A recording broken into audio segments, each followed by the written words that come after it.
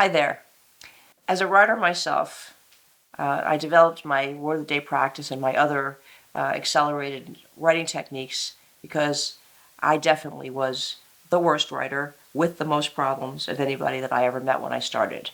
And I realized, I survived film school, I made a film, and I was still a terrible writer. And I realized that no one could probably teach me, and that I would have to find a way to learn myself. So I started off by trying to figure out what my problems were. That's a 20th century thing, right?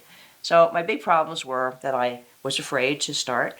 I didn't organize my time well, and I constantly berated myself for procrastinating. When I worked, it was very choppy, and there was a lot of criticism, and I didn't get nearly as much work done as I wanted to.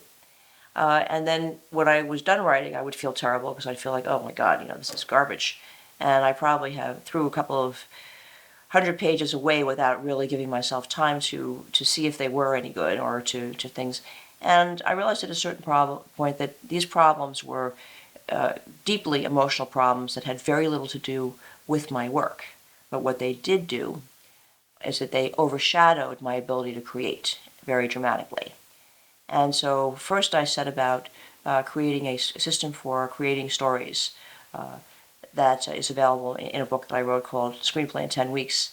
And even though it was for screenwriting, a lot of my private students were writers of different kinds, and some of them were artists, and a lot of them were filmmakers and directors. So this way of understanding structure was very useful in creating all kinds of things. It works for composition if you're painting, because the idea is, what I realized was that what I was suffering from was a pattern. I was suffering from a pattern that had been installed in me from childhood, like most people. And the pattern was, don't feel too good about things. Don't, it's like if you've ever seen crabs in a bucket, okay? If one crab tries to climb out, all the others pull him or her down. And that's very much the way society works. They don't want you to get too far out of that crab basket. And so I realized that I was participating, that I had a pattern where I was agreeing with this original source of criticism. And that if I were going to overcome it and become the writer, in my case, a writer that I wanted to be, I had to find a way to combat these patterns. I will tell you bluntly that after being in therapy for 17 years, talk therapy did not work. And I also have tried a lot of other things. So what I began to realize was that patterns, like habits, need to be replaced in a very specific way. You replace the positive reward for it and the trigger that makes you do the behavior, and you change the behavior that you do in the middle.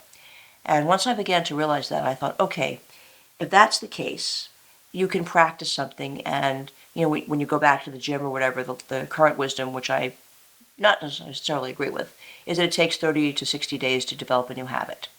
So I decided that at a certain point that happiness was a choice, and that happiness was based on how much I would allow myself to have it. It was completely between my own ears, and that external stuff didn't matter because I was very successful, and I wouldn't feel good. And I wouldn't be able to make the connection. And when I finally did, what I did was I developed this technique for myself and my private students, who all were writers at that time, and all suffered from versions of this. And the Word of the Day practice, which is a journaling practice, which you do for a few minutes in the morning and a few minutes before you go to bed, I started to change. I started to find that when I went to sit down to write, I wasn't beating myself up, that I would get a whole article done. I, just naturally ignored all the social media. I just changed. And so I've been doing this practice for years. And I would say that on a count of 1 to 10, the self-doubt, self-criticism, and the general procrastination, which comes from a combination of these things, has gone from, say, a 10 to a 3. And I find that now, if I am procrastinating, it's not anything emotional, it's simply because I don't know what I want to write. And the cure for that is to now go and do some research and find out what you're thinking. So one way to do that is to do a Word of the Day, and you go, take your paper and you make your circle, and you write in the circle, what am I thinking? Or what do I want to write? Or something like that. And then you set your timer, take a breath, and you start to work with images, and you allow these words to form, and then you write about them, and invariably you will find out what you want to write about. It's pretty amazing. So the idea is to understand that the problems that creative people have come in part because to be truly creative is to step out of society and take the risk of being rejected or being hurt, and that, as a survival mechanism, is not something we want to do. So you have to overcome that.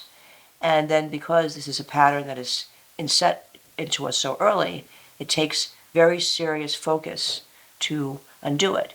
And here's the kicker. This is why therapy doesn't work, in my opinion, is because most of these experiences of self-doubt and self-criticism happen before language.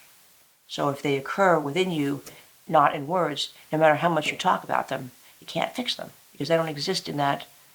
It's apples and oranges, right? It's trying to, make, I don't know, make applesauce, with a wheelbarrow. I mean, it's about that clunky.